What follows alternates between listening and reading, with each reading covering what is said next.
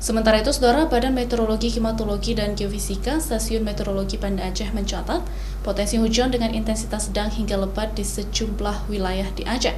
Bahkan wilayah Aceh Barat dalam kriteria siaga terhadap potensi cuaca buruk. Potensi hujan dengan intensitas sedang hingga lebat yang terjadi hampir di seluruh wilayah Aceh disebabkan oleh sirkulasi siklonik karena adanya perlambatan kecepatan angin di wilayah Aceh, sehingga sejumlah wilayah di Aceh diperkirakan akan terdampak oleh hujan lebat. Perakiraan cuaca BMKG Stasiun Meteorologi Banda Aceh, Nasyitah Az-Zahra Lubis, menyebutkan bahwa perakiraan berbasis dampak hujan lebat di Aceh, diantaranya wilayah Aceh Jaya, sebagian Aceh Selatan, Gayo Lues dan sekitarnya dengan kriteria waspada. Sedangkan Aceh Barat dan sekitarnya masuk dalam kriteria siaga.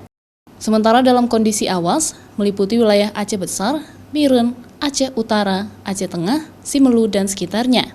Baik, kita perakirkan untuk wilayah Aceh, 3 hari ke depan masih ada potensi hujan dengan intensitas sedang hingga lebat, karena terlihat di wilayah barat Aceh ada sirkulasi siklonik yang menyebabkan adanya perlambatan kecepatan angin khususnya untuk wilayah Aceh.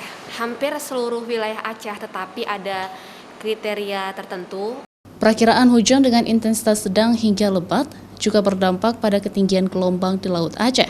Perkiraan tinggi gelombang untuk 3 hari ke depan diantaranya perairan utara Sabang hingga 2,5 meter, perairan Sabang Banda Aceh hingga 0,5 meter, perairan Barat Aceh tinggi gelombang mencapai 1,5 meter, dan perairan Samudra Hindia Barat Aceh tinggi gelombang mencapai 2,5 meter. Mustajab, Kompas TV, Banda Aceh.